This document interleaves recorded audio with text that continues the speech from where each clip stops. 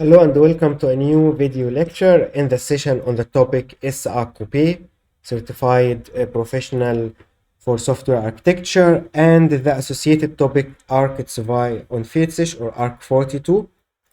A disclaimer, as we have said in the previous video lecture, we are not going to infringe on any copyrighted materials in this video series on the topic. We will only highlight, based on the publicly available information, what is iSAQB, what is Arc42 for you as an enterprise architect, and how you can benefit and take advantage of this material. A disclaimer, if you need to reference the materials, go to the official website isaqb.org or arc42.org.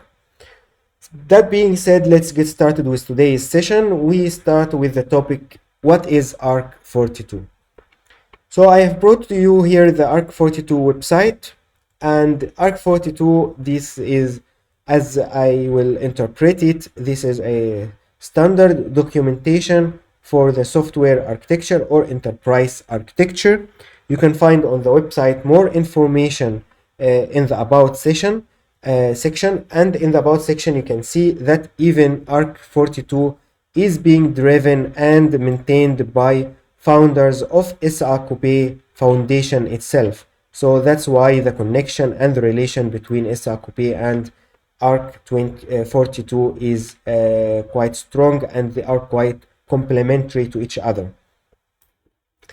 So if you visit the website as we are here, you get an overview of what is actually Arc42, and as you can see here, what should you document or communicate about your architecture, and how should you document or communicate it.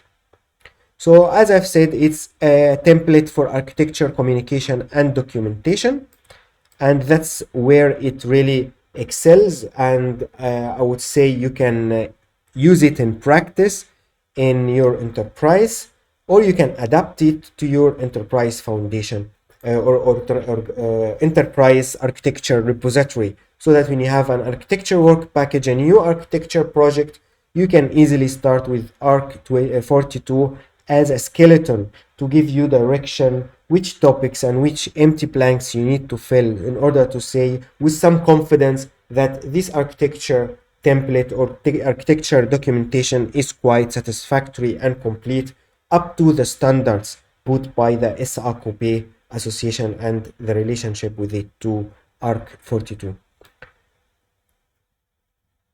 So let's touch the surface. What are the sections that are covered in this documentation template?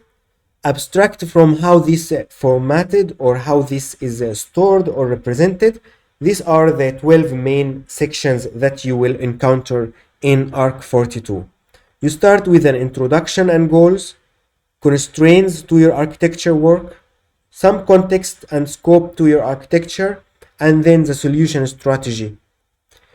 Following with that, in section 5, you introduce the building blocks of the system, and then in section 6, you introduce a runtime view.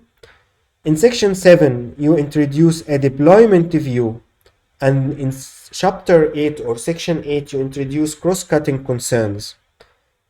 Following with chapter 9, you introduce the architectural decisions or ADR, architectural decision records. And then chapter 10, quality requirements, chapter 11, risk and technical debt, and 12 for glossary and the language that you've been using. You can even see here the wording ubiquitous language. Ubiquitous language, if you remember, this is a term introduced in the domain-driven design, have been used quite often ever since, and it is the language that you use to communicate between the stakeholders, the business subject matter experts, and the technical sides. If you scroll even further, you can see the highlighting of these different sections, starting from introduction and goals, the constraints on your system. You can see time and financial constraints, context and scope, what are the business context, what is the technical context of your system, what is your solution strategy, what is the approach that you're using to solve the problem at hand, How does the solution look like from architectural point of view? This is where the architectural models and diagrams fill in to build up the hierarchical view. And then you have the runtime view with the sequence diagram mostly but not exclusively, and it covers all of the aspects of your system from runtime behavior. And then how it is going to be deployed, what is the DevOps, the operation, the infrastructure. This is covered in the deployment view. In chapter 8, you introduce the cross-cutting concerns such as the data migrations, the multi-tenancy, the logging, monitoring, replication, redundancy, disaster recovery, etc. In architectural decisions, you document the architectural decisions based on the meetings with the stakeholders, the workshops you have attended, the different alignment meetings and sessions. This is all where it fits in. In chapter 10, you introduce the quality process. What are the quality requirements and how we are going to measure the quality with the different metrics, and how are you going to enforce this quality process. Finally, you introduce the risk and technical debt and what are the mitigation solutions or mitigation plans for the risk identified. And finally, the glossary, where you introduce the words, the acronyms, the abbreviations, the terminology used in your architecture world. That's it for this session. See you in a future session.